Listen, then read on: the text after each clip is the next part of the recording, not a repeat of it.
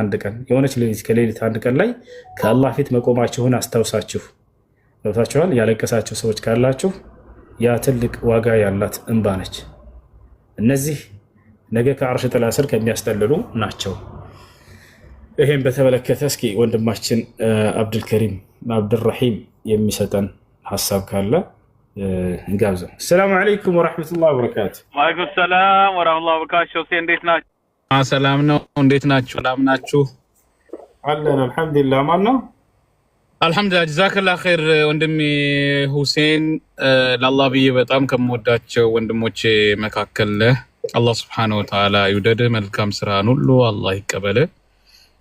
ወላሂ የምታደርገው ጥረት ልፋት በጣም የሚያስደስት ነው። ለብዙዎች የሂዳያ ሰበብ እየሆንክ ነው።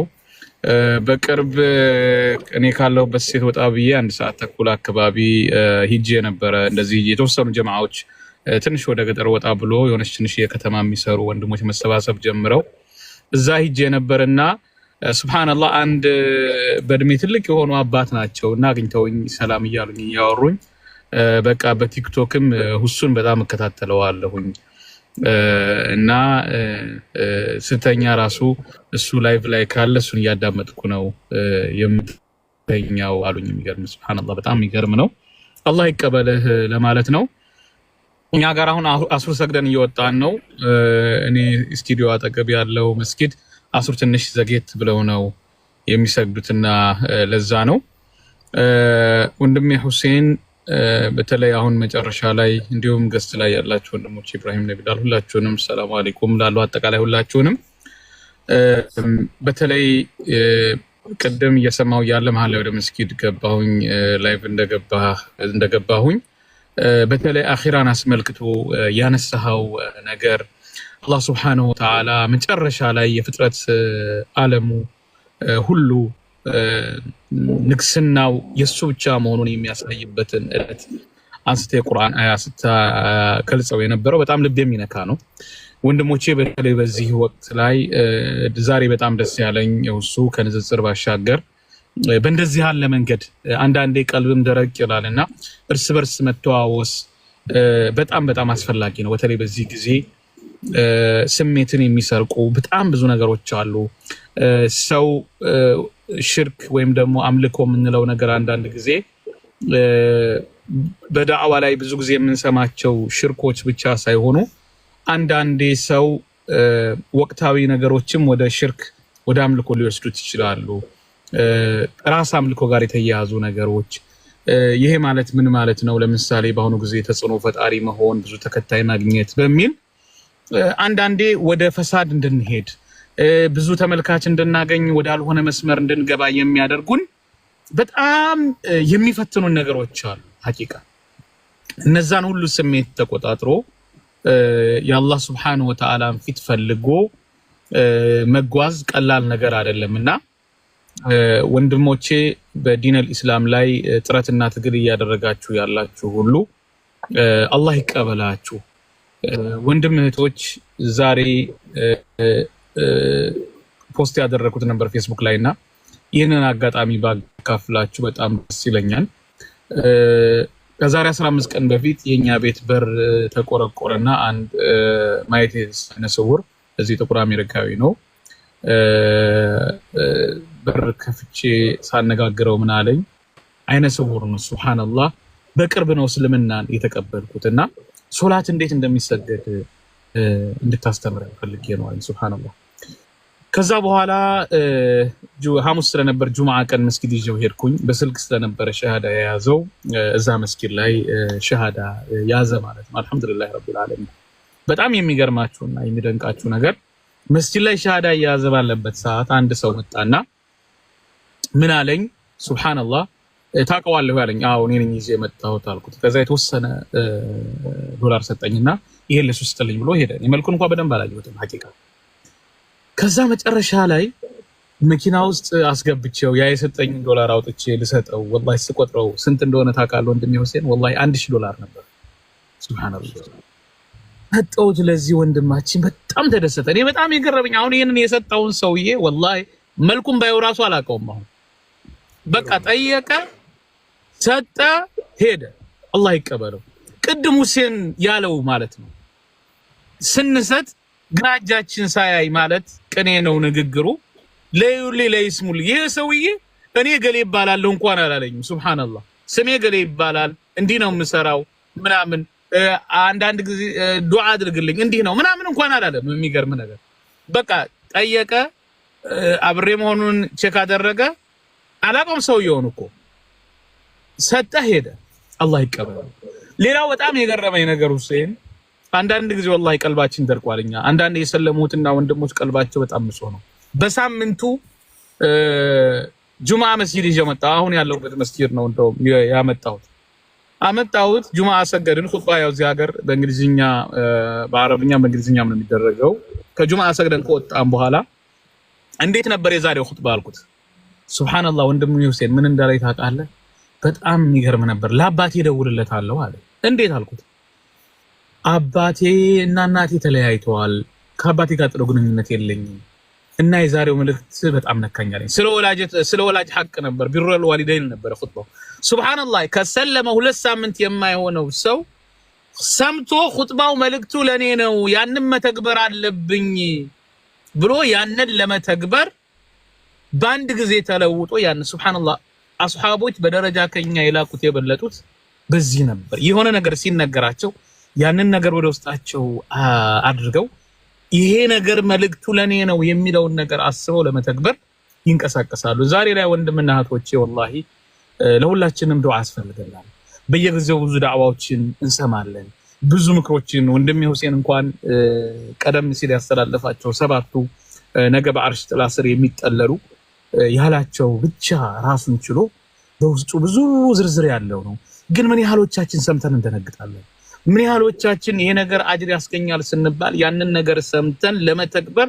ምን ያህል እንጓጓለን በእንደዚህ ያለ መንገድ ሰዎች ጋር መኮራረፍ ወይም ደግሞ ቂም መያዝ ወይም ደግሞ መጠላላት ወንድም ከወንድም ጀርባ ለጀርባ መዟዟር ወይም ደግሞ ሐሜት ሌሎች መሰል ነገሮች ሲነሱ ምን ያህል ወደ ውስጣችን ገብቶን ሰማዋለን እኔ ሱብሃንአላህ ሱረቱል በቀራ መጀመሪያ ላይ ያሉትን የተወሰኑት አንቀጾች ሁሴን ብትቀራልን ደስ ይለኛል በጣም ውስጤን ይነካኛል አላህ Subhanahu Wa Ta'ala እነዛ በገይብ የሚያምኑት ሶላታቸውንም ማስተካከል የሚሰግዱት ከሰጠናቸውም የሚሰጡት እያለ ይዘረዝራል ያመኑ ሰዎችን በገይብ ያመኑ ይላሉ ምን ያህሎቻችን ሐቂቃ በገይብ አምነናል መልሶ እንደገና ደግሞ ወረድልና እነዛ በቃላቸው አምነናል የሚሉአሉ መልሰው እንደገና ደግሞ ከመሰሎቻቸው ጋር ሲገናኙ እኛኮ እንደዚህ ነው ያልነው ብሎ የሙናፊቆችን ባህሪ እንደገና ይዘረዝራል ሐቂቃ አላህ ይጠብቀን ብዙዎቻችን በቃላችን አምነናል እንላለን ተግባራችን ሲመጣ ግን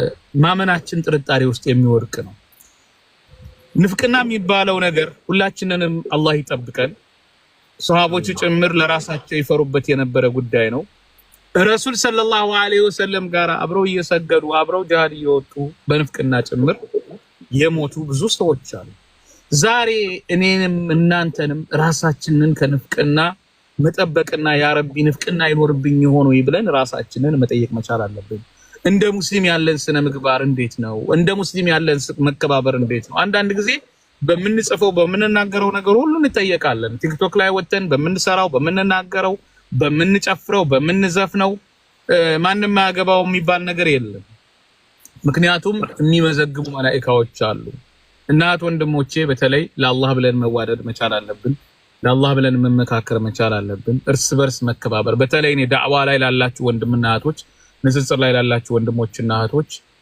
መሰል ስራዎችን የምትሰሩ ሰብር ይፈልጋል የዳዕዋ ስራ የዲን ስራ ሰብር ይፈልጋል ምክንያቱም አንድ ሰው ኸይር ነገር ሰራለው በሚልበት ጊዜ የነፍስያ ጋር ጦርነት አለ ከራሱ ጋር ጸብ አለ ተሳዳቢው መጥቶ ይተነኩሰዋል ሸይጣን የላከው መጥቶ ብዙ ነገር አለና በሰብር በተለይ ደግሞ እስቲቃማ በጣም ወሳኝ ነገር ነው ወንድም ሁሴን በጣም ትልቁ የማደንቅልህ ነገር ካንተ ቲክቶክ ላይ በጣም በስቲቃማ በቋሚነት በዘላቂነት ተከታታይ ላይቭ የገቡ መናገር ቀላል ነገር አይደለም እኔ ራሴ ቲክቶክ ላይ በጣም ብዙ ጊዜ ሞክሬያለሁ በጣም ከባድ ነው እኛም የተደራረበ የሚዲያ ስራ ስላለብን ነው አንዱም የሚዲያ ፓርት ነው የኛው ግን ወላይ በጣም ትግስት ይፈልጋል በጣም ሶብር ይፈልጋል ሰፊ ሰዓት ይፈልጋል ሰፊ ጊዜ ይፈልጋል አንዳንድ ጊዜ ራሱን የላይቭ ገባና አንዳንዴ ራሱ ምንድነው የምናገረው የሚለው እኮ ይጨንቃል እኮ ሀቂቃ ሰዎች አንዳንድ ሁሴን አሁን 2 ሰዓት 3 ሰዓት ላይፍ ሲያስተምር ሲናገር አላህ ይጨምርልህ፣ አላህ ጨማምሮ ዒልሙን ይክፈትልህ። ቀላል ነገር አይደለም። እኔ አሁን ላይፍ ገባና አንዳንዴ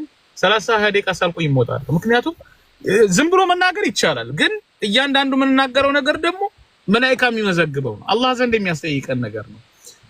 እና በጣም በጣም ደስ ብሎኛል ወንድም ሁሴን ስላገኘው። ሁላችንም ኢንሻአላህ በተለይ የዲናችን ጉዳይ በጣም በጣም ሊያሳስበን ሊያስጨንቀን ይገባል። ሌሎች ባጢልን ይዘው እስከ የት ርቀት እንደሚሄዱ ብናይ ወላሂ በጣም ነው የምትደነቁት።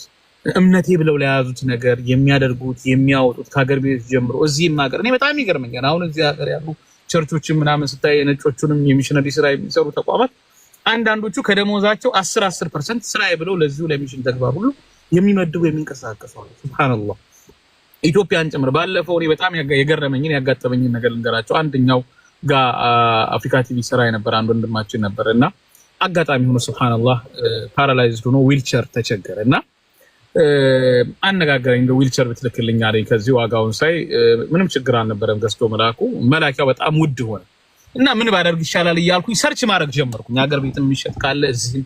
በጣም የገረመኝ አንድ ድርጅት እዚህ አገኘሁኝና አገር ቤት ምናምን እንደዚህ ዊልቸር ምናምን እንደዚህ እንተናለን አሉ። ከዛ እኔ ደወልኩና እኔ ዊልቸሩን ዋጋ እከፍላለሁ፣ እዛ አገር ቤት እንደዚህ ታከፋፍላላችሁና ያን ብትሰጡልኝ አልኩና በጣም ገረመችኝ። አበሻ ናት ይሄንን ያቋቋመችው። ምንድነው ስራቸው? እዚህ አገር ነው አገር ቤት ዊልቸር ለተቸገሩ ሰዎች ብቻ ዶኔት ማድረግ ነው። ከዛ ዌብሳይታቸውን ገብቼ በደንብ ቼክ ሳደርግ ያው ለሁሉም ነው የምንሰጠው ይሄን ነገር አሉኝ። ያው የተወሰነ የዳዋም ሚሽነሪ ስራ አለው።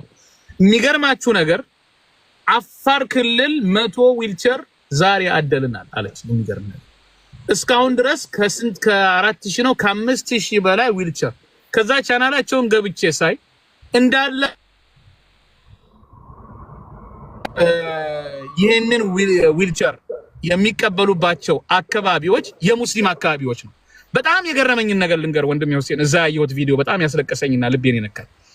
አንዷ ሙስሊም ዊልቸር ሰጧት። ሱብሃንአላህ ዊልቸር ከሰጧት በኋላ ምንድን መሆን ነው የምትፈልጊው?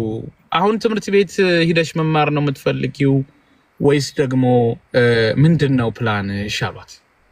ወይስ ንግድ ነገር ነው መጀመር የምትፈልጊው አላት። ወደ 20 ዓመቷ ምናምን። ወላሂ ሱብሃንአላህ ወንድም ሁሴን ምን እንዳለች ታውቃለህ? እኔ ሐፊዝ መሆን ነው የምፈልገው አለች። ወላሂ ምንድነው ሐፊዝ አለቻት። የቁርአን ሐፊዝ ማለት ቁርአንን በቃሌ አጥንቼ ከዛ በኋላ አስተማሪ መሆን ነው የምፈልገው አለች። እና በጣም ተገረመች ሴትዮዋ ራሱ። ምን ለማለት ፈልጌ ነው? እስኪ ምን ያህሎቻችንን ዊልቸር የሚያስፈልጋቸው ሰዎች አሉ ብለን ተጨንቀን አስበን ለመንቀሳቀስ ሞክረን የምናቅ ሰዎች፣ ይሄን ሁሉ ስራ መስራት፣ ይሄን ሁሉ ነገር ማድረግ የኛ ኃላፊነት ከኛ እንደ ሙስሊም ኡማ የሚጠበቅብን ነው። ለዚህ ነገር ምን ያስፈልጋል? አንደኛ ወንድሞቼ ይሄ ዲን ይሄ ሪሳላ አላህ Subhanahu Wa Ta'ala እኛ ባንሰራ የሚሰሩ ሰዎችን ያመጣል። ቅድም ነግሬያቸዋለሁ። የአይነ ስውር አላህ ስለመረጠው አይነ ስውር ነው እስልምናን ሂዳያ ሰጠው። አላህ ደግሞ እኛን ካልመረጠን ካልፈለገን ዛሬ ያለንበት ሁኔታ የሚያመጻድቀን አይደለም ነገር። ስለዚህ ወንድምቶቼ ይሄ እስልምና ነገር ትልቅ ኒዕማ ነው። ይሄንን ኒዕማ አላህን እያመሰገን ማርታውን እየጠየቅን ይቅርታውን እየጠየቅን ለዲናችን የሚቻለንን ሁሉ አስተዋጽኦ ማድረግ ከያንዳንዳችን የሚጠበቅ ኃላፊነትና ግዴታ ነው።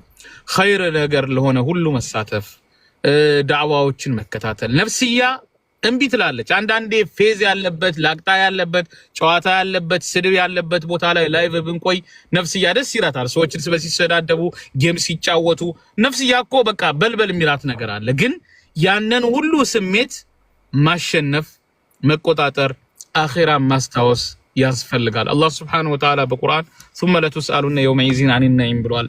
በድሎቶቻችሁ ሁሉ በዚያ ቀን ትጠየቃላችሁ ብሏል። ዛሬ ላይ 8 ሰዓት ስራ ምን ሰራ ከሆነ 1 ሰዓት ዘግይተን ብንገባ ስራ ቦታ ያለ ሰው ይጠይቀናል። ለምንድነው 1 ሰዓት የቆያችሁት ብሎ ደሞዝ ይቆርጥብናል።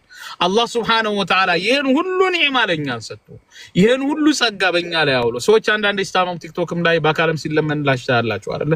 ኩላሊት ታሟል ተብሎ ሰውየው ሚሊዮን 2 ሚሊዮን 3 ሚሊዮን ብር ይጠየቃል። ምን ለማድረግ እንደሆነ ታውቃላችሁ? ይሄ ገንዘብ የሚሰበሰበው ሰውየው ተስተካክሎ ሽንቱ እንዲሸና ነው፣ ሌላ ነገር አይደለም።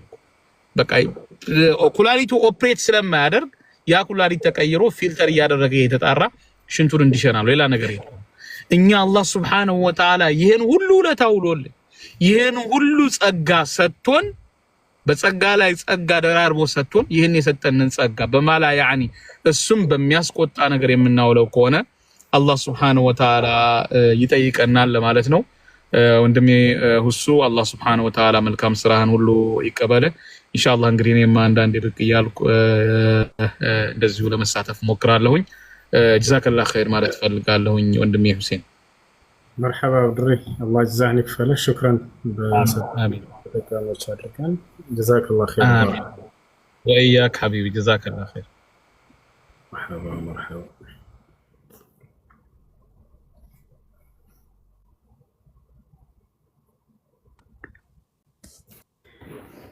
እሺ አንደኛ አንተን ስላንተ ጠይቀሃለሁ፣ ሁለተኛ ስለ ኢስላም ሊቃውንቶች ነው የምጠይቅህ። ቅድም 10 ምልክቶች አሉ ብለኸኛልና ኡስታዝ አንተ የምጠይቅህ ከ10 ምልክቶች የተፈጸሙ አለ ብለህ ታምናለህ? ገና ናቸው እነሱ መቼ እንደሚፈጸሙ ሰለላሁ ዐለይሂ ወሰለም ተናግረዋል። ልክ ትንሣኤ ከመቆሟ በፊት ብለው ተናግረዋል። ዛኔ መህዲ፣ ከዛ በኋላ ቀጣይ መሲሁ ይመጣል። ከዛ ሁለተኛው ሐሰተኛው መሲህ ይመጣል። ሶስተኛ ዒሳ ይመጣል። እዛኔ የዘመኑ ፍጻሜ ላይ ናቸው እነሱ የሚሆኑት ነብዩ ሰለላሁ ዐለይሂ ወሰለም የተናገሯቸው 10ቶቹ ገና ናቸው። ኦኬ ግልጽ ነው። የዮልቂያማን ቀን ሊቃውንቶች የኢስላም ሊቃውንቶች በቁጥር የሚያስቀምጡበት የእውቀት ደረጃ አላቸው። እንደዛ ብሎ ያስቀምጡበት ምናልባት አላህ ሱብሓነሁ ወተዓላ ብቻ ላ ዩጀሊሃ ሊወቅቲሃ ቀናቶች ቀኗ የትኛዋ ነች የሚለውን በተመለከተ ነብዩ ሰለላሁ ዐለይሂ ወሰለም ከሁሉም ነቢያት በተሻለ መልኩ ያውቃሉ። ሐዲስ ላይ ጁሙዓ ቀን ነች ብለው ተናግረዋል። ሁሉም ነቢያት ሲያስተምሩ ያችን ቀን አምላክ ብቻ እንደሚያውቃት ብለው ይናገራሉ። ነብዩ ሰለላሁ ዐለይሂ ወሰለም በእርግጥ እንደዚያ ነው። ግን ስንተኛው ቀን ላይ ነው ምናምን መቼ ምን ያክል ጊዜ ቀረው የሚለውን ይህ ከአምላካችን ዘንድ ብቻ ነው ያለው። አላህ በቁርአን ላይ ሲናገር ይላል ኢነላህ ዒንደሁ ዒልሙ ሰዓ ይላል። የትንሣኤ ቀን እውቀት ከእኔ ከጌታቸው ከአላህ ዘንድ ብቻ ነው ይላል። በሌላ ቦታ ላይ የስአሉነከ ዐን ሰዓ ቁል ኢነማ ዒልሙሃ ዒንደላህ ይላል። ሙሐመድ ሆይ ስለዚያች ቀንና ስለዚያ ሰዓት ይጠይቀዋል፣ የዚች እውቀት ከጌታዬ ከአላህ ዘንድ ነው በላቸው ይላል። የስአሉከ ናሱ ዐን ሰዓ ቁል ኢነማ ዒልሙሃ ዒንደላህ። ሰዎች ስለ ትንሣኤ ቀን ይጠይቀዋል፣ እውቀቷ ከጌታዬ ከአላህ ዘንድ ነው ያለው በላቸው ይላል። ለነቢያችን ሰለላሁ ዐለይሂ ወሰለም ጁሙዓ ቀን እንደሆነች ገልጦላቸዋል። ግን የትኛው ጁሙዓ ነው፣ ስንተኛው ጁሙዓ ላይ ነው፣ የትኛው ዓመት ላይ ነው የሚለውን ከእርሱ ከአላህ በስተቀር ለማንም ያውቃል። ሐዲስ ላይ ነብዩ ሰለላሁ ዐለይሂ ወሰለም ወላ ተቁሙ ሰዓቱ ኢላ ፊ የውሚል ጁሙዓ አሉ። ትንሣኤ አትቆምም በጁሙዓ ቀን ቢሆን እንጂ ብለው ተናግረዋል። ምክንያቱም የሰው ልጅ የተሰራው በጁሙዓ ቀን ነው፣ የዚች ዓለምን ፍጻሜ በጁሙዓ ቀን ነው ብለው ነብዩ ሰለላሁ ዐለይሂ ወሰለም ተናግረዋል። እሺ ኡስታዝ አመሰግናለሁ። ተመልሶልኛል። ቴንኪው በጣም ነው የማመሰግነው። ሰላም መርሐባ። ተናግረዋቸው የተከሰቱ ትንቢቶችን ማወቅ ከፈለግ ከዘረዝረናል። ችግር የለም ችግር የለም። አይ እኔ ጊዜያችሁ እንዳልፈጅ ነው እና አመሰግናለሁ። መርሐባ ኡስታዝ። አይ ነቢያችን ሰለላሁ ዐለይሂ ወሰለም ከነቢይነታቸው ማረጋገጫ አንደኛ አንድና ትንቢት ተናግረው ትንቢት መፈጸሙ ነው። የአንድ ነቢይ የነቢይነት ማረጋገጫ ሚዛኑ አንደኛው እሱ ነው። በርካታ ምልክቶች አሉ አንድ ነቢይ የነቢይነቱ ማረጋገጫ እና ለነቢያችን ሰለላሁ ዐለይሂ ወሰለም አንደኛ የነቢይነት ማረጋገጫቸው ምን መሰላችሁ? ትንቢትን ተናግረው ትንቢቱ በተናገሩት መሰረት መፈጸሙ አንዱ የነቢይነታቸው ማረጋገጫ ነው። ለምሳሌ ከተባለ ከቁርአን እንጀምር። አላህ ሱብሓነሁ ወተዓላ በቁርአን ላይ ነቢያችን ሰለላሁ ዐለይሂ ወሰለም ገና ከመካ እየተሳደዱ ህዝቦች እያሳደዷቸው እያለ ወደ ትመለሳለህ በቀጣዩ ብሎ አላህ ሱብሓነሁ ወተዓላ ገልጾላቸዋል። ነብዩ ሰለላሁ ዐለይሂ ወሰለም ኢነ ለዚ ፈረደ ዐለይከ አልቁርአን ለራዱከ ኢላ መዓድ ይላቸዋል። ይህን ቁርአን በአንተ ላይ ያወረደልህ ጌታ አላህ ወደ ነበርክበት ቦታ ዳግም ይመልሳል ሙሐመድ አላቸው። ገና እየሄዱ ወረደ ይሄ ቁርአን አንቀጽ። በዚያን ጊዜ ይመለሳሉ ድል ያደርጋሉ ተብሎ ማንም አያስብም ነበር። ቁርአንም በጣም የሚገርመው በሰው ልጅ አይምሮ ላይ ሊሆኑ ይችላሉ ተብለው የማይታሰቡ ነገራቶችን ነው ትንቢት የሚናገረው፣ ግን ሲሆኑ ያሳየናል። ለምሳሌ ዳግም መጥተው ድል ታደርጋለህ ተባሉ በቁርአኑ ላይ። በዚያ ሰዓት ማንም አልጠበቅም። ጭራሽ እያሳደዷቸው እኮ ነው። ገና ለራዱከ ኢላ መዓድ እንዳላቸውም አላህ ሱብሓነሁ ወተዓላ ወደ ሄደው ሳይቆይ ተመልሰው ድል ያደረጉባቸው። ሌላኛው ነቢያችን ሰለላሁ ዐለይሂ ወሰለም ለተድኹሉነ አልመስጂድ አልሐራም ኢንሻአላህ አሚኒነ ሙሐልቂነ ሩኡሰኩም የሚል የቁርአን አንቀጽ ወረደ። ገና ድርድር ላይ ናቸው ከሃዲያኖችና አማኞች። አማኞች መዲና ላይ ናቸው። ከሃዲያኖች ደግሞ መዲና መካ ላይ ነግሰዋል። በቃ እርሳቸው ናቸው የሚኖሩት። በዚህ ጊዜ አላህ ሱብሓነሁ ወተዓላ የቁርአን አንቀጽ ወረደ። ለተድኹሉነ አልመስጂድ አልሐራም እያለ እየማለ አላህ ሱብሓነሁ ወተዓላ በራሱ ነገራቸው። መስጂድ አልሐራም ገና ትገባላችሁ በቅርብ አላቸው። ሶሐቦች አልጠበቁም። እንዴት ይህ ሊሆን ይችላል? አላህ ባለው መሰረት ይሄን ነገር ወደ ፈጸመላቸው። ይሏቸዋል። ሁለተኛ ይሄ ነው። ሶስተኛ ሱረቱል ቀመር ላይ ሰዩህዘሙል ጀምዑ ወይወሉነ ዱቡር የሚል አንቀጽ ወረደ። እንግዲህ ከሃዲያኖች መካ ላይ አሳደዋቸዋል። አማኞች ይሏቸዋል፣ አሳደዋቸዋል። ደካሞች ናቸው፣ ረዳት የላቸውም። ነገር ግን የሆነ ጦርነት ሊከፍቱባቸው ሆነ። የበድር ጦርነት ማለት ነው። አላህ ቀድሞ ትንቢትን አወረደ። ሰዩህዘሙል ጀምዑ የሚል እንዳለ እነዚያ የከሃዲያን ስብስቦች ይሸነፋሉ ወደፊት። ወይወሉነ ዱቡር ከፊሎቹም ጀርባቸውን ሰጥተው ይሄዳሉ አለ። ልብ በሉ፣ ሁላቸውም ይሸነፋሉ አላለ። የሚሸነፉ አሉ፣ እንዲሁም ከእነርሱም ልክ ሽንፈቱን ባዩ ጊዜ ሸሽተው የሚሄዱ ሰዎችም አሉ ብሎ ተናገረ ቁርአን። ሰሃቦች በጣም ደነገጡ። ወላሂ ላዚም እንዴት ይሄ ሊሆን ይችላል? አሁን አሳደውን አይደል እንደ መጣ ነው።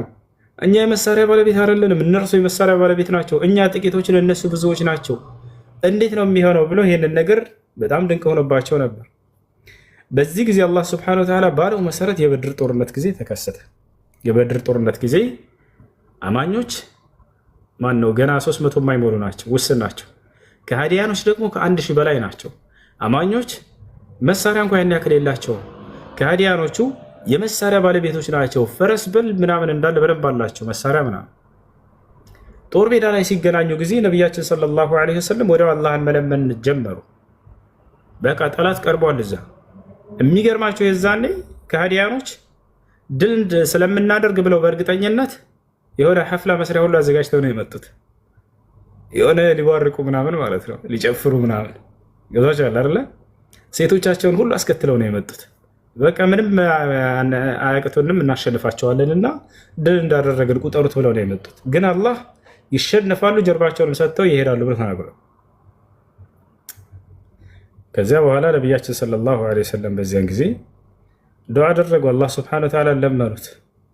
ወዲያ ተመለከቱ። ሲያዩ ወደ ጠላት በጣም በርካታ ናቸው፣ አማኞች ውስን ናቸው።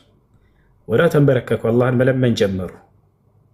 አላሁመ ነስረከ አለዚ ወዐድተኒ ይሉ ነበር። አቡበክር ሲዲቅ ይሰማቸው ነበር፣ ከጎናቸው ሆኖ አይለያቸው ነበር።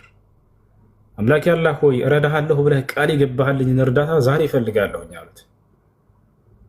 አላሁመ ኢንተህሊክ ሃዚሂ ልዑሳባ ለን ቱዕበደ በዕድ። ጌታ አላህ ሆይ እነዚህ ያመኑልኝ አማኞች እነዚህ ከጠፉብኝ አንተን የሚገዙ አማኞች ይጠፉብኛል እያሉ አላህን መለመን ጀመሩት። ድልን ስጠኝ አሉ። እርዳታን እፈልጋለሁ ሲሉ ጊዜ ወዲያው አላህ የቁርአን አንቀጽ አወረደ። ኢዝ ተስተጊሱነ ረበኩም ፈስተጃበ ለኩም አኒ ሙሚድኩም ቢአልፊን ሚነል መላኢከቲ ሙርዲፊን። ጌታህን እኔን አላህን እርዳታ በጠየከኝ ጊዜ እኔም እሺ ብዬ ተቀበልኩ፣ 1000 መላእክት ሰራዊትንም አስከትዬ እንደምልክልህ ቃል ገባሁኝ ብሎ አላህ ሱብሓነሁ ወተዓላ ቃል ገባላቸው።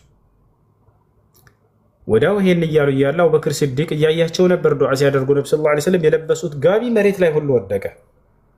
በጣም ከአላህ ጋር አምልኮ ከገቡ ነብዩ ሰለላሁ ዐለይሂ ወሰለም በጣም እንትን ይሆናሉ፣ ይመሰጣሉ። ከጌታ ጋር ከአላህ ጋር እየተነጋገሩ ከሆኑ ነቢያቶች ከማንም ሰው በላይ ማለት ነው። ጸሎት እያደረጉ ዱዓ እያደረጉ አቡበክር ሲዲቅ ነው አነሳላቸውና ጋቢውን ያ ሙሐመድ ኢነላህ ሙንጂዙን ለከ ማ ወዐደክ የክፊክ፣ ሙሐመድ ሆይ በቃ አላህ ቃል የገባልህን ይፈጽምልሃል እኮ እስኪላቸው ድረስ። በዚህ ጊዜ ነብዩ ሰለላሁ ዐለይሂ ወሰለም ጋቢያቸውን ጣሉና እየሳቁ ይሄን አንቀጽ አነበቡ። ፈضحك النبي صلى الله عليه وسلم ወዲያው ሳቁ። ከአላህ ዘንድ እርዳታው መጣላቸው። ሰዩህዘሙል ጀምዑ ወይወሉነ ዱቡር እያሉ ጦርነቱን ጀመሩት። እነሆ እነዚህ ስብስቦች አሁን ይሸነፋሉ ጀርባቸውንም ሰጥተው ይሄዳሉ ብለው የተናገረውን ትንቢቱን ያንን ተናገሩት ነብዩ ሰለላሁ ዐለይሂ ወሰለም። ወደ ጦርነቱ ተጀመረ። አሸነፏቸው። ከፊሎቹ ሸሽተው ሄዱ። የተረፉት አምልጣሉ።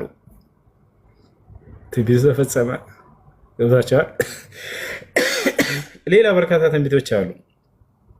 ነቢያችን ሰለላሁ ዐለይሂ ወሰለም ተናግረዋቸው ከተፈጸሙ መካከል የኡሁድ ተራራ አለ መዲና ላይ። ከዕለታት አንድ ቀን ወደዚያ ተራራ ወጡ።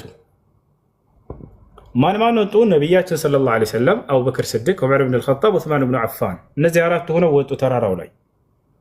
ፈህተዘል ጀበል፣ ተራራውም ተርገፈገፈ።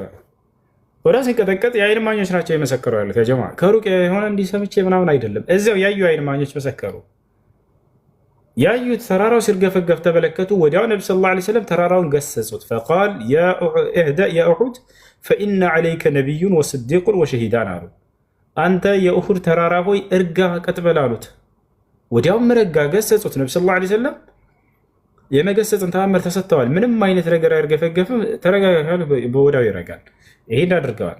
ከዚያ በኋላ ትንቢትን ተናገሩ። ይህ አንድ ራሱን የቻለ ተአምር ነው። ፍጥረታትን የሚገስጽ አምላክ እንጂ ሌላ ማንም አልነበረም። አምላክ ግን ለነቢያቶች የነቢይነት ማረጋገጫቸው ይሆን ዘንድ ይህን ይሰጣቸዋል። ከዚያ በኋላ ነቢ ሰለላሁ ዐለይሂ ወሰለም ትንቢትን ተናገሩ። ምን አሉ? በአንተ ላይ ያለነው ነቢይና አሉት። ገብታችኋል? አንተ የኡሑድ ተራራ ሆይ እርጋ፣ በአንተ ላይ ያለነው ነቢይ እንዲሁም አንድ ጻድቅ እንዲሁም 2 ሰማዕታቶች ናቸው ብለው ተናገሩ። ገብታችኋል? ነቢይ ያሉት ራሳቸው ናቸው። ጻድቅ ያሉት አቡበክር ስድቅ ነው። 2ቱ ደግሞ ሰማዕታቶች ናቸው ብለው ተናገሩ። ሰማዕታት ማለት በሰው እጅ ተገድለው እንደሚሞቱ እየተናገሩ ነው። ትንቢት ነው። በሰው እጅ ካልሞተ ሆነ እነዚህ አካሎች ሐሰተኛ ያደርጋቸዋል። የተናገሩት መፈጸሙ ደግሞ የነቢይነታቸው ማረጋገጫ ነው። በአንተ ላይ ያለነው ነቢይ ጻድቅ አቡበክር ስድቅ ነው፣ 2 ደግሞ ሰማዕታቶች ናቸውና እርጋ ያሉት። ወዲያው ረጋ እንዳሉት ነቢ ሰለላሁ ዐለይሂ ወሰለም አረፉ። ከእርሳቸው ህልፈት በኋላ አቡበክር ስድቅ ስልጣኑን ተጎናጸፈ። እርሱ ግን እንደ ሌሎቹ ሸሂድ ነው ስላላሉት በሰው እጅ አልተገደለም። አቡበክር ስድቅ በጊዜያቸው ሲደርስ በራሳቸው ጊዜ ሞቱ። ያለ ሰው አልገደላቸውም። 2ቱን ምን ብሏቸዋል? ዑመርና ዑስማንን እናንተ ግን ሰማዕታቶች ናቸው ብለው ተናግረውላቸዋል። የሚገርማቸው ነቢያችን ሰለላሁ ዐለይሂ ወሰለም በተናገሩት መሰረት ዑመር ብን አልኸጣብ የሱብሒ ሶላት እያሰገደ እያለ ከዑመር አቡበክር በኋላ ስልጣኑን ዑመር ተቆናጠጠ። ልክ እየሰገደ እያለ የሱብሒን ሶላት አቡ ሉዕሉዕ አልመጁሲ የተባለ አካል መጣና እየሰገደ ገደለው፣ ወጋው። በጩቤ በርካታ ቦታ ላይ ወጋው። ዑመር ወደቀ። ያታቸዋል። ዑመር ወደቀ፣ አልቻለም። በጣም በርካታ ቦታ ነው የወጋው። ከዚያ ሌላ ሰው ገብቶ ሶላቱን ከጨረሰ በኋላ ካሰገደ በኋላ ዑመርን ልክ ሲቀሰቅሱት እንደምንም ብለው ከህመሙ ሲያገግምና ሲነሳ ጊዜ ወዲያው ምን አለ? አሰል ናስ ነው ያለው። የሚገርማቸው ሰዎች ሶላታቸውን ቅድም ሰግደው ጨረሱ ነው ያለው። ያ ሰላም። ወዲያውም በዛው በተወጋበት ምክንያት ሞተ። ስለዚህ ነቢ ሰለላሁ ዐለይሂ ወሰለም በሰው እጅ ትሞታለህ ብለውት ነበረ። ቀድመትም ቢህን ተናግረው ነበር። ሌላኛው ቀጣዩ ዑስማን ነው። ከዛ በኋላ ስልጣኑን ዑስማን ያዘ። አሁንም ዑስማን ቤቱ ቁርአን እየቀራ ሳለ ነው ኸዋሪጆች መጥተው አብዱላህ ብን ሰባ አልየሁዲ የተባለ አካል ኸዋሪጆችን ይዞ ሰብስቦ መጥቶ ዑስማንን ቤታቸው ቁርአን እየቀሩ እርድ ነው ያደረጋቸው። አረዳቸው አንገታቸውን። የቁርአን አንቀጽ ላይ ፈሰየክፊከሁሙላህ ወሁወ ሰሚዑል ዓሊም የሚለው አንቀጽ ላይ ደሙ ተንጠባጠበ። እዚያ ላይ ገብታችኋል አይደል? እንደ አጠቃላይ ነቢያችን ሰለላሁ ዐለይሂ ወሰለም ባሉት መሰረት መፈጸሙ ይህ ሌላኛው ትንቢትን ተናግረው የተፈጸሙት ነው። ሌላ ስለ ራሳቸው የተናገሩት፣ ስለ በርካታ ሀገራቶች የተናገሩት ገብታችኋል።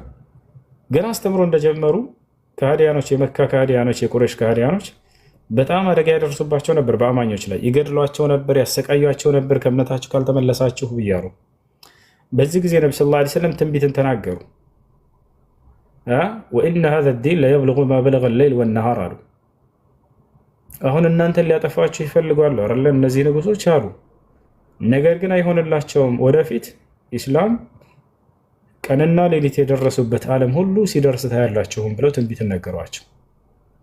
አያቸው እንዳሉትም ያው በዓለም ላይ ተጥለቅልቆ ይገኛል። ነቢ ሰለላሁ ዐለይሂ ወሰለም እናንተን ዛሬ ሊያጠፋችሁ ይፈልጋሉ፣ አይጣ አትጠፉም አሏቸው። አብሽሩ፣ ወደፊት ቀንና ሌሊት የደረሱበትን ዓለም ሁሉ ሲደርስ ታያላችሁ ብለው ተናግረዋል። ይሄ ሌላኛው ነው። ሌላው ነቢያችን ሰለላሁ ዐለይሂ ወሰለም የተናገሩት ከትንቢቶች መካከል ነቢያችን ሰለላሁ ዐለይሂ ወሰለም ሐዲስ ላይ እርሳቸው ከመሞታቸው በፊት ትንቢትን ተናገሩ። ልክ ህመም እንትን ላይ ሳሉ እናታችን አይሻ ቤት ተኝተው ነበረ። ልጃቸው ፋጢማ ትመጣለች፣ የነቢ ሰለላሁ ዐለይሂ ወሰለም ልጅ መጣች። እናታችን አይሻ ማነው ፋጢማ ወደ ነቢያችን ሰለላሁ ዐለይሂ ወሰለም ቤት መጣችና እና ያሏት መጣች። ልጃቸው ፋጢማን ጠሯት። ከዚያ በኋላ ፈሳራህ አለች እናታችን አይሻ ስትናገር፣ እርሷ ነች የዘገበችው። ነቢ ሰለላሁ ዐለይሂ ወሰለም ሚስጥርን ነገሯት፣ ከኛ ደብቀው ነይ ብለው በጆሮዋ ነገሯት ሚስጥር። ከዚያ በኋላ ለቀሰች። ከዚያ በኋላም አሁንም ነይ ያሏትና ثم ሰራህ አሁንም ሚስጥር ነገሯት። አሁን ደግሞ ሳቀች። አይሻ በዚህ ጊዜ ጠየቀቻት እናቷ ፋጢማ ሆይ ቅድም ነቢዩ ሰለላሁ ዐለይሂ ወሰለም ነይ ብለው ሚስጥር ሲነግሩሽ ጊዜ አለቀሽ መጀመሪያ፣ ሁለተኛ ደግሞ ሲነግሩሽ ሳቅሽ። ለምን አለቀሽ? ለምን ሳቅሽ? ምን ብለውሽ ነው ልትነግሪ ትችላለሽ አለቻት። ነገረቻት። ትንቢት ነበሩ የነገረቻት። የመጀመሪያው ምንድነው? ልጄ ሆይ አሁን እሞታለሁ፣ ልሞት ነው በቃ ብለው ተሰናበቱኝ አለች። ወደፊቱን እየተናገረ ነው። ገብታችኋል አይደል? እየተናገሩ ነው። ነቢያችን ሰለላሁ ዐለይሂ ወሰለም በቃ ልሞት ነው አሁን ብዙ እንዳትጨናነቅ ያሏት፣ የሚሄድበት ጊዜ ቀርቧል አሏት። ከዚያ በኋላ ነይ ብለው ደግሞ የነገሩኝ አብሽሪ፣ ከቤተሰቦቼ ቀድመሽ የምትከተይኝ አንቺ ነሽ፣ ብዙ አትቆይም፣ አብሽሪ፣ ማንም ከአንቺ በፊት ቀድሞሽ የሚሞት የለም ከቤተሰቦቼ፣ በቀጣይ የምትከተይኝ አንቺ ነሽ አሏት። በዚህ ነው የሳቀችው። እንዳለችው ትንቢቱ ተፈጸመ ወይ? አዎ። ወዲያው ያን ቃል እንደተናገሩ ነብዩ ሰለላሁ ዐለይሂ ወሰለም ብዙ ሳይቆዩ ባሉት መሰረት ሞቱ። ልክ እንዲሁ ደግሞ ልጃቸው ፋጢማ ምንም ሳትቆይ 6 ወር አካባቢ ሳይሞላ ከቤተሰባቸው የመጀመሪያ ሟች እርሷ ሆነች። ትንቢትን ተናግረው ነብዩ ሰለላሁ ዐለይሂ ወሰለም በዚህ መልኩ ወዳ ሲፈጸም ያዩ ነበር። ገብታችኋል? ነቢያችን ሰለላሁ ዐለይሂ ወሰለም ስለ በርካታ ሀገራቶች መከፈት፣ ግብፅን ድል ታደርጋላችሁ፣ ቆስጠንጢንያን ድል ታደርጋላችሁ እያሉ እንዳለ የተናገሯቸው ሀገራቶች ሁሉ ተከፍተዋል። ቁርአን ቃል በቃል ጉሊበት ሩም ፊ አድነል አርድ ወሁም ሚን ባዕድ ገለቢሂም ሰየግሊቡን ፊ ቢድዕ ሲኒን እያለ አላህ ሱብሓነሁ ወተዓላ ይናገራል። ሮማውያኖች በጣም ኃይለኛ ነበሩ። ማንም ያሸንፋቸዋል ተብሎ የማይታሰብ ነበር። እነሱን ድል እንደሚያደርጉ ነብዩ ሰለላሁ ዐለይሂ ወሰለም አላህ በቁርአን ላይ ነገራቸው፣ ድል አደረጉባቸው። እንዳለ እነዚህ ዛሬ የምታያቸው አረብ ሀገራቶች በሮማውያን ቁጥጥር ስር ነበሩ። እነ ፍለስጢን እንዳለ እንደዚህ እነ ሶሪያ ምናምን ነቢያቸው ሰለላሁ ዐለይሂ ወሰለም እና ሰሃቦች ናቸው ጥርግርግ አድርገው ያሰጧቸው። ሮማውያኖች ነበሩ እዛ ሀገሩ ሮም ላይ ያሳደሯቸው። እንደ አጠቃላይ ነቢያችን ሰለላሁ ዐለይሂ ወሰለም በዚህ መልኩ ተናግረዋል። ሌላ ከተናገሯቸው መካከል ልክ እንዲሁ ከትንቢቶች አሁን ላይ ከምናያቸው እስካሁን ድረስ ትንቢታቸው ይሰራል። እስከ ዘመኑ ፍጻሜ ድረስ እንዳለ ተናግረዋል። ትንቢትን አላህ ሱብሓነሁ ወተዓላ ወደፊትን ሁሉ አሳይቷቸዋል። ጥቂቱን የተናገሩት የሚገርማቸው ኢነላህ ዘዋሊየል አርድ ፈረአይቱ መሻሪቀሃ ወመጋሪበሃ አሉ። አላህ ምድርን ጥቅልል አድርጎ አሳይቶኛል። የምድርን ምስራቅንና ምዕራቧን፣ ደቡብ ሰሜኗን እንዳለ ተመልክቻታለሁ ምን እንደሚሆን አሉ ነብዩ ሰለላሁ ዐለይሂ ወሰለም። ከዚያ ውስጥ ግን ጥቂቱን ነው እየነገሩን ያሉት። ወደፊት ከሚሆነው መካከል ብለው ከተናገሩት መካከል የተቃረቡ ዘማን አሉ፣ ጊዜ በጣም ይፈጥናል አሉ። ወደፊት ጊዜ በጣም ይፈጥናል። የኩኑ ሰና ከሸህር ወሸህሩ ከእስቡዕ ወልእስቡዕ ከየውም ወልየውም ከሰዓ ወሰዓ ከአልበርቅ አሉ። ወደፊት ጊዜ በጣም የሚፈጥንበት ጊዜ ይመጣል አሉ። ዓመት ልክ እንደ ወር ይፈጥራል፣ ወር ልክ እንደ ሳምንት፣ ሳምንት ልክ እንደ አንድ ቀን፣ አንድ ቀን ልክ እንደ አንድ ሰዓት፣ አንድ ሰዓት ልክ እንደ ምንድን ነው ይሄ ቦግ ብሎልም የሚለው ከሰማይ በለሽታ ነገር ቦግ ብላ እንደምትሄድ ዛሬ ላይ በሰው አንደበት ላይ ይሄንን ትንቢት ተፈጽሞ አታዩ? እረ የጊዜው መፍጠን ይላሉ። መቼ ነጋ ሳንል ይመሻል፣ ሳምንት መቼ እንትን ሳንል። ይሄን ነብዩ ሰለላሁ ዐለይሂ ወሰለም ቀድመው ተናግረውታል። በዚያ ዘመን ከሚሆኑ ነገራቶችን ብለው ነብዩ ሰለላሁ ዐለይሂ ወሰለም ሲናገሩ ምን አሉ? ወየክثሩ الهرج አሉ። መገዳደል ሊበዛል የዛኔ አሉ። መገዳደል ይበረክታል። የመገዳደሉንም ሁኔታ በትንቢት ደረጃ ተናገሩ። ላ የድሪ القاتل لماذا يقتل لما يقتل والمقتول لماذا يقتل አሉ። የዛኔ መገዳደል ይበዛል ካሉ በኋላ ገዳይ በምን ምክንያት እንደሚገድል አያውቅም። የሚገድላቸውን ሰዎች ተገዳዮችን በምን ምክንያት እንደሚገደሉ የማያውቁበት ዘመን ይመጣል አሉ። ወላሂ ላዚም ሀገራችን ላይ የሆነ ያለው። እስኪ ዛሬ ላይ እየተሳደዱ ያሉ አካሎችን የሚገደሉ ጠይቋቸው። ማነው የሚገድላቸው? አያውቋቸውም። ገብታችኋል? ግደል ተብሎ የሚላከውም አካል ከዚህ በፊት አይቷቸው ያውቃል? የሚገድላቸውን አያውቃቸውም። መሳሪያ ይሰጠዋል። የሆነ ፖለቲካ መሪ ልከዋል፣ እዛ ጨፍጭፏቸው ይመጣል። ከዚህ በፊት በህይወት ዘመኑ አናግሮታል ወይ? ጸብ ተፈጥሯል በመካከል አያውቅም። ጭራሽ ከነፈጥሮ አያውቃቸውም። የሚገደሉ ሰዎችም ልክ እንዲሁ ማን ነው የገደላቸው ይባሉ እኛ አናውቅም፣ ተሳደን የመጣ ነው የሚሉት። ያዝ አድርጓቸው። ይሄን ነብያችን ሰለላሁ ዐለይሂ ወሰለም ቀድመው ተናግረውታል። ለሰሃቦች የዛኔ ድንቅ ነበር። ሰው እንዴት የማያውቀውን ሰው ምንም ሳይፈጠር መካከሉ እንዴት ይገድለዋል ይሉ ነበር። ገብታችኋል? ግን ወደፊት ይሆናል። ሌላ በርካታ ትንቢቶች ነብዩ ሰለላሁ ዐለይሂ ወሰለም የተናገሯቸው አሉ። ልክ እንደ ቁርአን ከተናገራቸው ነቢያችን ሰለላሁ ዐለይሂ ወሰለም ሐዲስም ላይ ከተናገሩት መጓጓዣዎችን አስመልክተው ዛሬ የምናያቸው እነ አውሮፕላን እነ ጀልባ እንደዚህ ማን ነው እነ አውሮፕላን እነ መኪና ምናምን መፈጠራቸው እነ ባቡር ምናምን አላህ በቁርአን ላይ ሲናገር ወልኸይለ ወልቢጋለ ወልሐሚረ ሊተርከቡሃ ወዚነትን ወየኽሉቁ ማ ላ ተዕለሙን አለ። ፈረስን በቅሎን አህያን ልትጓጓዙባቸው ዘንድ ፈጠርኩላችሁ ካላቸው በኋላ የዚያን ዘመን ሰዎች ወደፊት ደግሞ እናንተ የማታውቋቸውን መጓጓዣ ለሰው ዘር አፈጥራለሁ ብሎ ተናግሮ ነበር። እንግዲህ በነቢ ሰለላሁ ዐለይሂ ወሰለም ዘመን ያልነበሩ እነዚህን ነቢያችን ሰለላሁ ዐለይሂ ወሰለም ሐዲስ ላይ ሲተረጉሙት ምን አሉ? ቃለ ነቢ ሰለላሁ ዐለይሂ ወሰለም ነቢያችን ሰለላሁ ዐለይሂ ወሰለም ምን አሉ? ወደፊት የዘመኑ ፍጻሜ ሲቃረብ ጊዜ ሰዎች በግመልና በፈረስ ረጅም ርቀትን መጓዛቸውን የሚያቆሙበት ጊዜ ይመጣል። ሌላ መጓጓዣዎችን አላህ ይፈጥራል። በእነዚያም መጓጓዣዎች ላይ ሰዎች ፊት ለፊት ተዘዋውረው የሚሄዱባቸው መተኛትም ሲያሰኘው የሚተኙበት ስፍራም ይሆናል አሉ። የጅማዓ ፊት ለፊት ተዘዋውራችሁ የምትጓጓዙበት መጓጓዣ ምን ይባላል? ስትፈልጉም እንዲህ አስተኝታችሁ የምትጋደሙበት የምትተኙበት መጓጓዣ ምን ይባላል? ዛሬ ላይ የምናያቸውና መኪና ይወታቸዋል አይደል? የዛኔ ሰዎችም እነዚህን እነ ፈረስንና እነ ግመልን እና አህያን መጓጓዣ አድርገው መያዛቸው የሩቅን መንገድ ይቀራል። ዛሬ ፈረስን በሩቅ መንገድ የሚሄድበት ሰው አለ? ረጅም ሀገራት ላይ የለም። እነ ግመል ምናምን እነዚህን ሌላ መጓጓዣዎችን አላህ ይቀይርላቸዋል ለሰው ልጆች ብለው በትንቢት ተናግረዋል። ቂያማ አትቆምም አንዳችሁ ታፋው ላይ በሚገኝ ነገር የሩቅ ቤተሰቡን እስኪያናገር ድረስ አሉ ነቢ ሰለላሁ ዐለይሂ ወሰለም። ለሰሃቦች ድንቅ ነበር። ሞባይል ቢሏቸው በሰዓቱ ሞባይልን ስለማያውቁ ሞባይል ምን እንደሆነ አያውቁም። ነገር ግን ባህሪውን ይናግሯቸዋል ነቢ ሰለላሁ ዐለይሂ ወሰለም። አንዳችሁ በኪሱ በሚገኝ ነገር ወይም ታፋው ላይ በሚገኝ ነገር ቤተሰቡን ከሩቅ ቦታ ያለበትን እስኪያውቅ ድረስ ይደርሳል ይዛኔ አሉ። እነሱ ድንቅ ነበር። ምክንያቱም ካልሄድክ ቤተሰብህን ካላገኘኸውና የት እንዳለና ምን እየሰራ እንዳለ ካልሆነ በስተቀር ማረጋገጥ አትችልም። ነገር ግን ወደፊት የሚከሰት ሌላ ነገር አላህ ይፈጥራል ብለው ተናገሩ። ዛሬ ከታፋህ ጋር አስቀምጠኸው ልክ አውጥተህ ቤተሰብ የት እንዳለ የምታገኝበት ነገር ምን ይባላል? ምን ይባላል? ያ ጀማዓ ይህን ነቢያችን ሰለላሁ ዐለይሂ ወሰለም ቀድመው ተናግረውታል። ያ ነው ነቢያችን ሰለላሁ ዐለይሂ ወሰለም ሞባይል ነው።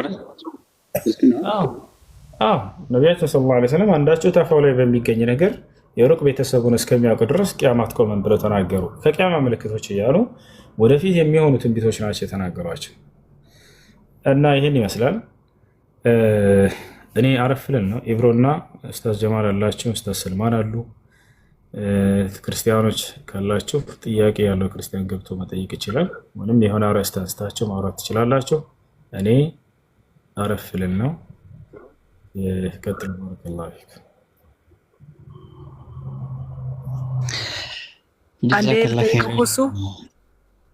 እሺ ጨርሰሽ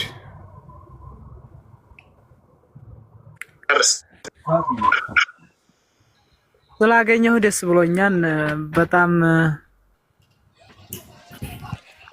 ማግኘት ተፈልግ ነበር አንተን። አላህ ጤናህን የሚመልስልህ ሙሉርም የሚስትህ። የኔ ጥያቄ ስለ መርሳት ነውና የሁለት አረቦች ስራ ነበር የምሰራው። ከዛ የላይኛውን ስሰራ የታይኛው ይጠራኛል፣ የታይኛውን ስሰራ የላይኛው ይጠራኛል። እንደዛ እያልኩ እየሰራሁ የታይኛውን ጨረስኩ ብዬ ወደ ላይኛው ስሄድ ያኔ ከታይኛው ያለውን አረብ ስራ እንደጨረስኩ ነበርና ማቀው። ከላይኛው ሂጄ ላይኛውን ጨርሼ መሸ። በዛው ያኔ ስራ ጨረስኩ ብዬ ተኛሁኝ። ከዛ ጠዋት ስነሳ እኔ ረስቼ ይሁን አረቡ ከፍቶት ይሁን አላህ አለም ሸብኩ ክፍት ሆኖ እና ፍየል ወጥቶ አንዲቲቱ ተበልታ አገኘኋት። እሺ ከዛ ሰውየው መጣና እንዴት እንዲህ ይሆናል ምናምን አለኝ። እኔ እንደዚህ ነበር ማውቀው፣ እኔም እንደዘጋሁ ነው ማውቀው፣ ምንም ነገር የለም። ያኔ አልካፍቸም እኔ ያንተን ዱንዬ ላስበላ አይደለም ስራዬ ስለው ሰውየው ዝም ብሎ ሄደ። ከዛ ማታ መጣና እናቱ ጋር መጥቶ አንተ ነህ ከውጭ ትተሃት ምናምን ብሎ እንደዚህ አርጋሃል ብሎ በቁርአን ማላለኝ። ከዛ እኔ እንደዚህ አርጌ አልረሳሁም። ስራውን እንደጨረስኩኝና እንደሰተርኩኝ ነበር ማውቀው። ይሄን አርጌ ከሆነ መልልሃለሁ ብዬ ያኔ በቁርአኑ ማልኩለት። ከዛው ነገራቶችን በዛን ሰዓት ያኔን ያላቀም ነበርና ነገራቶችን ጊዜያቶች እየሄዱ ሳስታውስ ስራው ያኔ ወደኔም እየመጣ ሄደ። ነገሩ እየረሳሁት መሆኑን አስታወስኩኝ።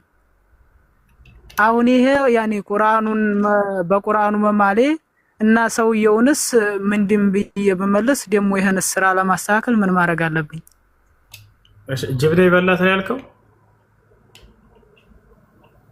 ውሻ ነገር ነው የበላት። እኔ ውሻ ነው ብዬ ነው የማስበው። ውሻ ወይ ቀበሮ። ኧረ አንተ እንዳይበላ ተኝታ ዘንግታማ። እሺ ያኔ አሁን እንኳን ስራውን ቀይር ያለሁኝ፣ ግን ሰውየው ስልኩም አለኝ የሆነ ወይ ብርም ከሆነ ወይ የሆነ ነገር የሚሰጥ ከሆነ እሰጣለሁኝ። እኔ በዛን ሰዓት አላህ አለም አላውቅብኛን ክፍት ሆኖ ማግኘታቸውንና ደግሞ እሺ ሳታውቅ በሆነ ነገር አትጠየቅበት። ነገራቶችን ህገወጥ ስለሆነ አውቀህ ሆን ብለህ ያደረከው ነገር እንደዚያ ነው። እሺ ካልሆነ ግን በመዘናጋትህ ምክንያት ተፈጸመ ቢባል እንኳን ያንን ክፈል ሳይሆን አንተ ይሄን ነገር ይቅርታ ጠይቀውና ፍታ ጠይቀው በቂ ነበር። እንደተከለ ምልሃል አይደለ? እያወክህ የማልከው በቁርአን ወይንስ ሳታውቅ ነው?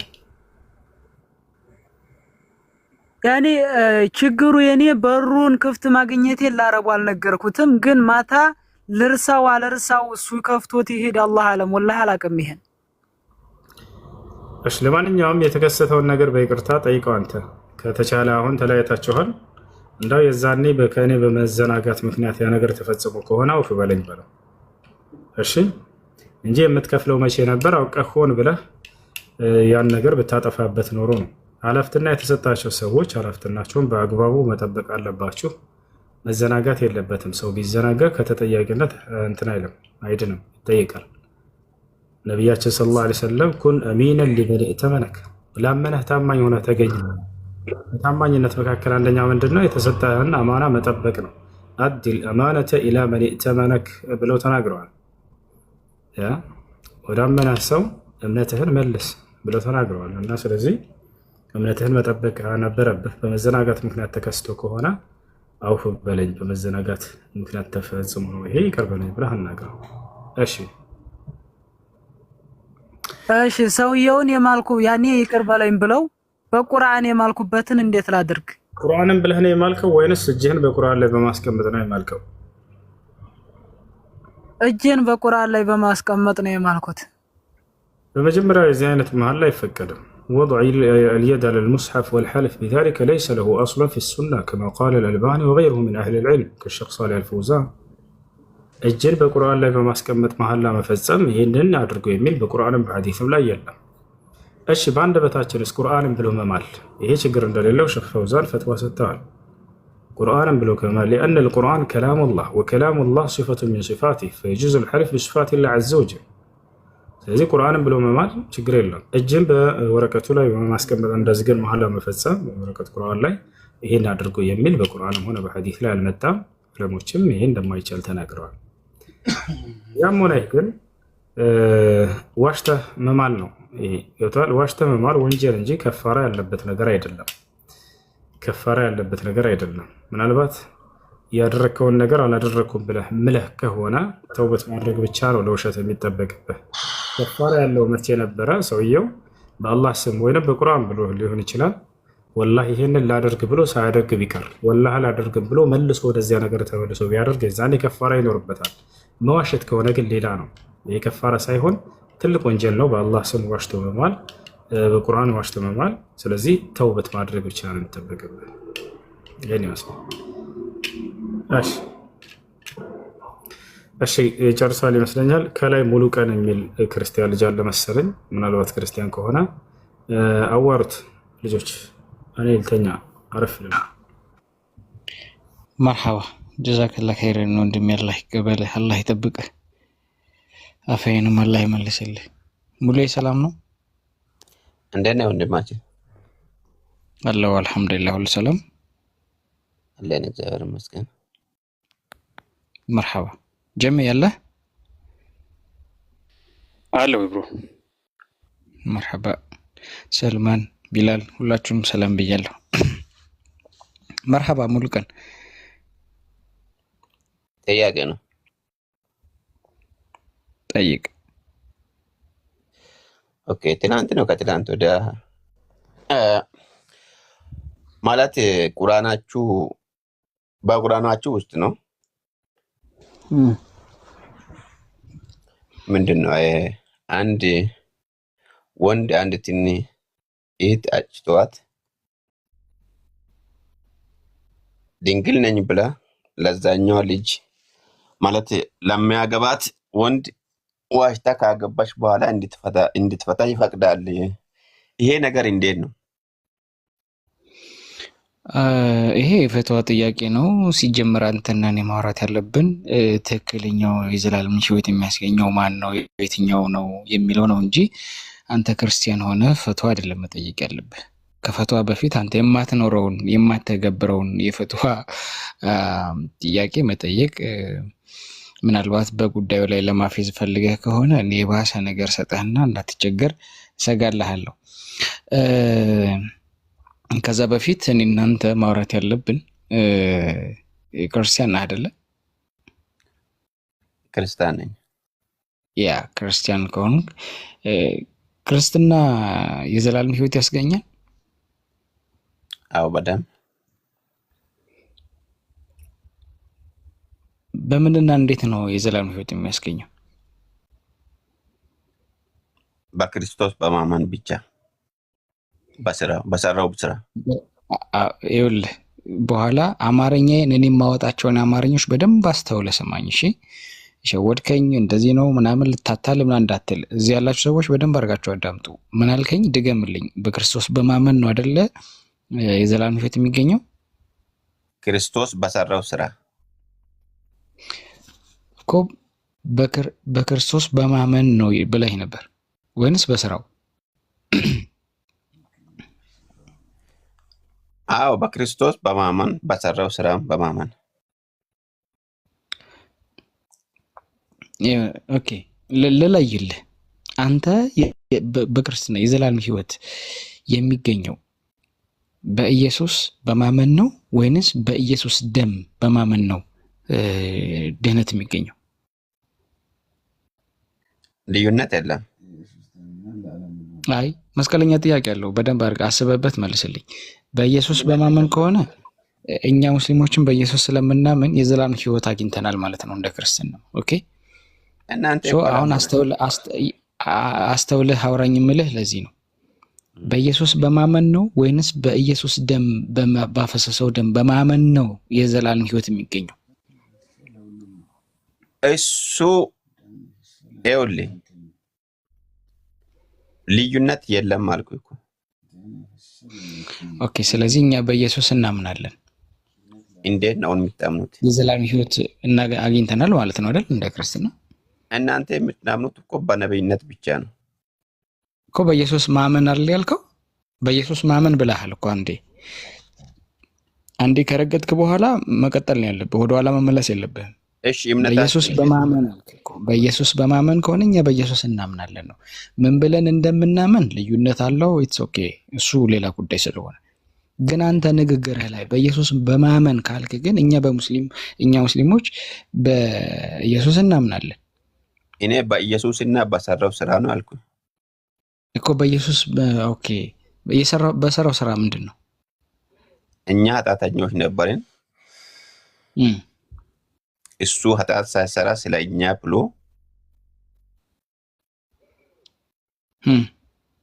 መስቀል ላይ በዋለው ስራ ሲናምን። ቶሎ አውራ፣ አትቆይ። አዎ ማለት ህይወትን አገኘን ማለት ነው በሰራው ስራ ማለት። እሺ አሁንም እኔም አንተም ኃጢአተኛ ነን። ሰው ሁሉ ኃጢአትን ሰርቷል፣ እግዚአብሔር ክብር ጎሎባቸዋል ይላል። በዛ ኃጢአተኞች መሃል ኢየሱስ የለም። ኢየሱስ ኃጢአተኛ የሆነው ለአንተና ለእኔ ብሎ ነው። ኃጢአት ሳይሰራ ፕሮቴስታንት ነው አይደለ? ፕሮቴስታንት ነው አይደል? በቃ አሁን ቆንጆ ጥያቄ ልጠይቅህ ነው። በደንብ እንትን እንዳትል፣ ወደኋላ እንዳትመለስብኝ እንዳሁኑ ማለት ነው። ኢየሱስ መንግስተ ሰማያት ቀርባለችና ንስሐ ግቡ ብሎ ሰብኳል አይደለ? አይደል? አዎ። ኦኬ ኢየሱስ ያስገባው ንስሐ የዘላለም ሕይወት ያስገኛል ወይስ አያስገኝም? ኢየሱስ የገባው ንስሐ ኖ አይደለም። ኢየሱስ የገባው አላልኩም። ኢየሱስ ያስገባው ወይም የሚያስገባው ንስሐ የዘላለም ሕይወት ያስገኛል ወይስ አያስገኝም? ያስገኛል። ሰምታችኋል? ኢየሱስ የሚያስገባው ንስሐ የዘላለም ሕይወት ያስገኛል ብሏል። ታዲያ የዘላለምን ህይወት የሚያስገኝ በንስሐ የዘላለም ህይወት የሚገኝ ከሆነ ደሙ ለምን አስፈለገ? ምክንያቱም 12ቱን ደቀ መዛሙርቶቹን ሐዋርያ ያደረጋቸው አማኝ ያደረጋቸው